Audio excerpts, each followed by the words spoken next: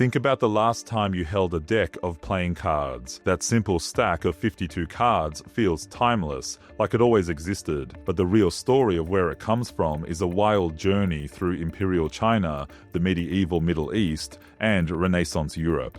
Hey, I'm Michael from Hoodie History. Let's explore the secret origin of playing cards. This story begins in Tang Dynasty China around the 9th century CE. China was experiencing a golden age of innovation and culture. One of the most important inventions of the time was woodblock printing, a new technology that allowed for the mass production of texts and images. And then someone had a brilliant idea. If you can mass-produce books, why not mass-produce games? Early texts mention a leaf game played by princesses and nobles. These weren't your modern cards, they were likely long, narrow strips of paper or cardstock, possibly used in trick-taking games alongside dice. Historians believe these first cards might have represented sums of money, like a playable form of currency for games of chance. But the real innovation was the format itself, a portable, customizable game that could be played anywhere. Then the leaf game began to travel.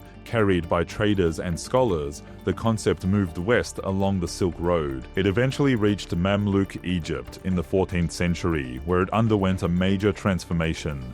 The Mamluks created the first truly recognizable decks. They had 52 cards and 4 suits: cups, coins, swords, and polo-sticks. But because of Islamic tradition, their court cards were abstract designs and calligraphy, not pictures of people. These Mamluk cards were then brought into Europe by traders docking in Italy and Spain. The Europeans loved the game, but the suits didn't really resonate with their culture, so they started adapting them. The Spanish changed polo sticks to clubs, while the Germans created suits of acorns, leaves, hearts, and bells.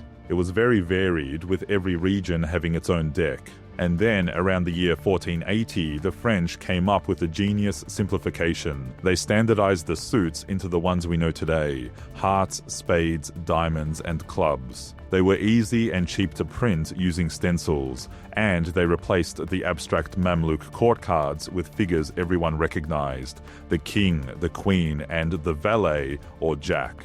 This French version of the deck was so simple and elegant that it completely took over. It was easy to produce, easy to understand, and it spread across the globe. So the next time you shuffle a deck, remember that you're holding a piece of history that has traveled through empires, changed its face in a dozen different cultures, and connected people through games for over 1,000 years. Thanks for watching. Follow me at Hoodie History for more incredible stories from history.